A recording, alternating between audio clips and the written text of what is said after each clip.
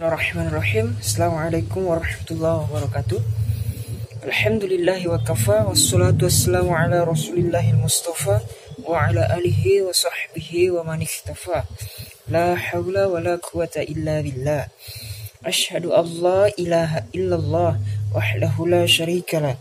Wa ashhadu anna muhammadan abduhu wa rasuluh. Allahumma salli wa sallim wa barik rasulikal karim nabiyyikal amin sayyidina Muhammadin wa ala alihi wa sahbihi wa durriyatihi wa ummatihi ila yaumiddin. Amma ba'd. Wa qala rabbi shrah li sadri wa yassir li amri wa hlul 'uqdatam min lisani yafqahu qawli. Baiklah, perkenalkan, nama saya Muhammad Ilham H, mahasiswa pasca sarjana IAIN Parepare, Prodi Pendidikan Agama Islam. Yang kami hormati dosen pengampuh Bapak Dr. Usman Nur MAG, selaku dosen pada mata kuliah Pendekatan Strategi Pembelajaran PAI Teknologi Informasi dan Komunikasi. Semoga Allah Subhanahu wa taala melimpahkan rahmat dan hidayahnya kepada Bapak, memberikan Bapak kesehatan, memberikan Bapak ketahanan tubuh yang kuat sehingga Bapak bisa terhindar dari penyakit-penyakit yang tidak diinginkan. Allahumma amin. Baiklah, qadarullah, hari ini adalah hari di mana saya membuat video ini. Semoga video ini bisa memberikan edukasi, motivasi, dan inspirasi kepada kita semua. Dan semoga video ini bisa teman-teman maklumi apabila ada kesalahan, keraguan yang nampak, baik itu secara lisan ataupun penulisan karya ilmiah saya. Jadi seperti itu. Baiklah, langsung saja. Hari ini saya akan memaparkan materi tentang penerapan project based learning dengan pendekatan cara belajar siswa aktif dalam pembelajaran PAI pada masa pandemi COVID-19, meliputi konsep dasar.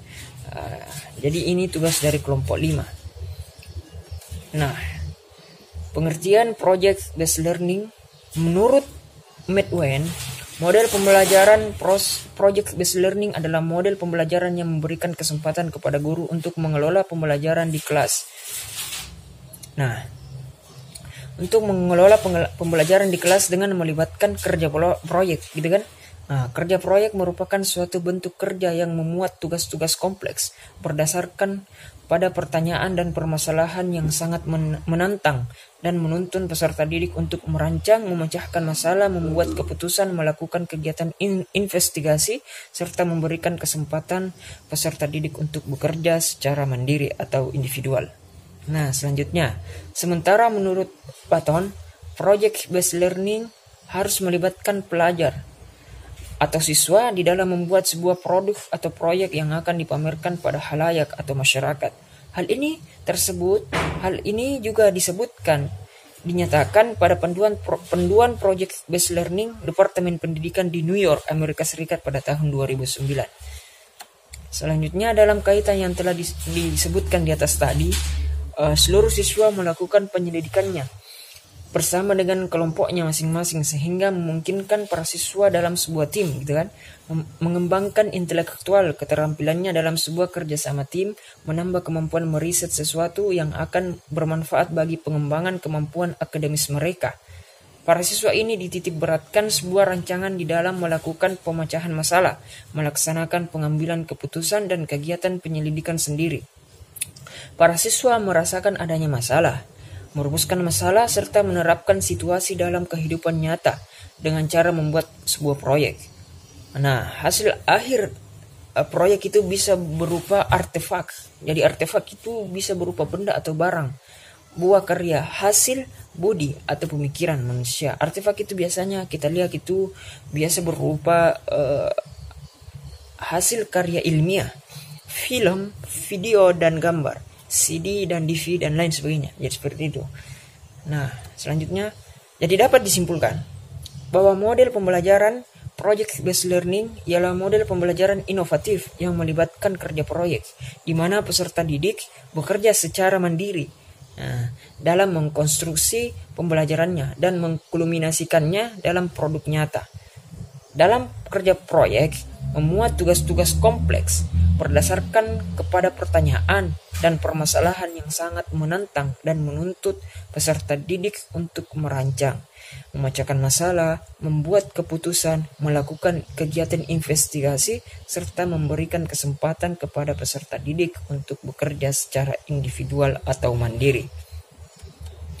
Nah, ada 7 komponen kunci yang telah dikemukakan Song Hyun Han dan Bakakali Bhattacharya pada pembahasan project based learning ini. Yang pertama itu lingkungan yang menunjang timbulnya pengajaran berbasis pelajar atau learner. Yang kedua kolaborasi. Yang ketiga isi kurikulum. Yang keempat tugas-tugas autentik. Maksudnya menggantikan tugas proyek dengan dunia nyata atau profesi nyata yang ada di sekeliling. Atau dengan kata lain dikomunikasikan dengan dunia luar kelas. Ya. Yang kelima menggunakan modus ekspresi majemuk. Ekspresi majemuk yaitu para peserta didik diberi keleluasaan menggunakan berbagai teknologi sebagai perangkat untuk merencanakan, mengembangkan, atau mempresentasikan proyeknya. Yang keenam, manajemen waktu, yaitu para peserta didik diberi kesempatan untuk merencanakan, melakukan revisi, dan merefleksi pembelajarannya. Yang terakhir, ascension inovatif, sebagaimana pembelajaran yang demikian pula asesmen yang bermacam-macam dan kerap dilaksanakan, misalnya penilaian oleh pendidik, penilaian oleh peserta didik sendiri, dan refleksi. Praktek asesmen harus bersifat inklusif dan dipahami oleh semua pembelajaran. Mereka diberi kesempatan berpartisipasi dalam proses penilaian. Nah, mungkin itu tadi kurang lebihnya mengenai project based learning. Kita beralih lagi ke CBSA. Ya, selanjutnya ini adalah CBSA, pengertian cara belajar siswa aktif. Nah, cara belajar siswa aktif ini merupakan istilah yang bermakna sama dengan student aktif, gitu kan? CBSA bukan disiplin ilmu atau dalam bahasa populer bukan teori gitu, melainkan cara atau teknik atau dengan kata lain disebutkan teknologi. Nah, dalam dunia pendidikan dan pengajaran, CBSA bukanlah hal yang baru.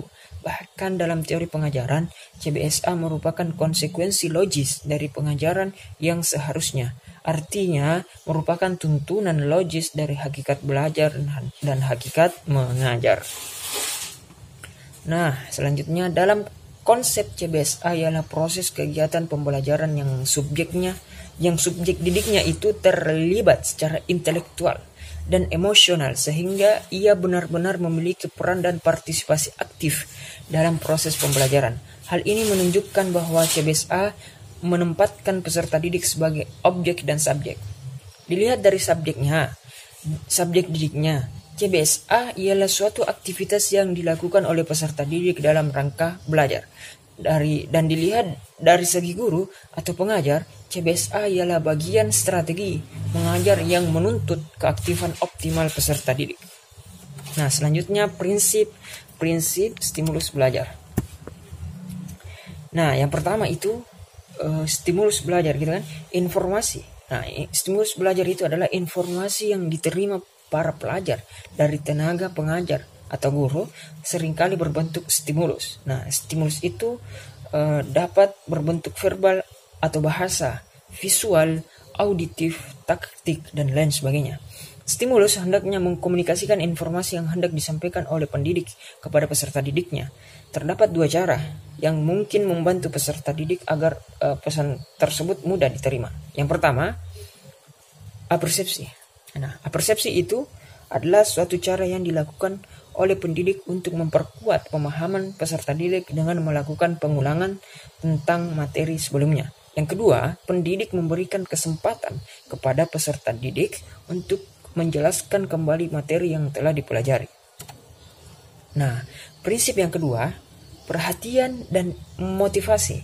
Nah, perhatian dan motivasi merupakan persyaratan utama dalam proses pembelajaran. Tanpa perhatian dan motivasi, hasil belajar peserta didik tidak akan mencapai tahap yang optimal. Stimulus belajar yang diberikan oleh pendidik sia-sia jika tidak ada motivasi atau perhatian dari peserta didik itu sendiri. Ya, perhatian dan motivasi belajar peserta didik itu tidak akan bertahan selama proses pembelajaran dilakukan.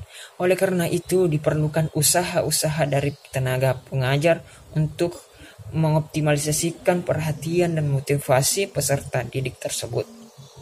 Nah, selanjutnya yang ketiga itu respon yang dipelajari. Belajar ialah proses yang aktif, sehingga apabila tidak dilibatkan dalam berbagai kegiatan belajar sebagai respons peserta didik terhadap stimulus pendidik, tidak mungkin siswa dapat mencapai hasil belajar yang dikehendakinya. Gitu kan? Tidak mungkin. Nah, keterlibatan atau respon peserta didik terhadap stimulus pendidik bisa meliputi berbagai bentuk perhatian. Nah, proses internal terhadap kegiatan belajar seperti memecahkan masalah, mengerjakan tugas-tugas yang diberikan oleh pendidik, menilai kemampuan dirinya dan menguasai informasi yang diberikan oleh gurunya atau pendidik. Yang keempat, penguatan. Nah, penguatan belajar dapat dibagi menjadi dua, yaitu penguatan yang berasal dari dalam dan penguatan yang berasal dari luar, gitu. Nah, penguatan yang berasal dari luar itu seperti nilai pengakuan prestasi peserta didik, persetujuan pendapat peserta didik, ganjaran, hadiah, dan lain-lain. Nah, merupakan cara untuk memperkuat respon peserta didik. Sedangkan penguat dari dalam bisa terjadi apabila respon yang dilakukan oleh peserta didik itu memuaskan dirinya dan sesuai dengan kebutuhannya. Jadi seperti itu. Yang kelima, pemakaian dan pemindahan. Pemikiran manusia memiliki kapasitas penyimpanan informasi yang tidak terbatas jumlahnya. Namun, penyampaian informasi saat ini terbatas, maka pengaturan dan penempatan informasi harus dilakukan sehingga informasi yang ada dapat digunakan kembali apabila diperlakukan. Pengingatan kembali informasi yang telah diperoleh cenderung terjadi apabila digunakan dalam situasi yang serupa. Dengan kata lain, perlu adanya asosiasi belajar. Dengan memperluas pembentukan asosiasi dapat meningkatkan kemampuan peserta didik untuk memindahkan apa yang sudah dipelajari kepada situasi lain yang serupa pada masa yang akan datang. Nah, mungkin itu yang sempat saya sampaikan mengenai materi penerapan Project Based Learning dengan pendekatan CBSA dalam pembelajaran PAI pada masa pandemi COVID-19 yang meliputi konsep dasar. Nah, mungkin itu yang sempat saya sampaikan. Wa ta'awanu 'alal birri wat taqwa. Saling tolong menolonglah kalian di dalam ketakwaan. Buatlah sebuah project, buatlah sebuah kerjasama, buatlah sebuah teamwork yang bisa menunjang tinggi nilai-nilai kemanusiaan, nilai-nilai keadilan, dan nilai-nilai keagamaan. Mungkin itu sedikit pendalilan dari Al-Quran mengenai project, gitu kan, mengenai kerjasama tim, mengenai teamwork. Ya, itu dari referensi di dalam surah Al-Maidah ayat kedua. Nah, jadi seperti itu. Mungkin itu yang sempat saya sampaikan dari video ini. Apabila ada kesalahan, baik itu berupa lisan ataupun penulisan yang saya tampilkan selama proses pembuatan video ini, saya meminta maaf sebesar-besarnya. Dengan penuh kerendahan hati, saya meminta maaf dalam segala kesalahan yang saya tampilkan. Mungkin itu, semoga bermanfaat untuk kita semua, terutama kepada pribadi saya sendiri. Wallahul musta'an. Subhanakallahumma bihamdik, la ilaha illa ant, astaghfiruka wa atubu ilaik. Assalamualaikum warahmatullahi wabarakatuh.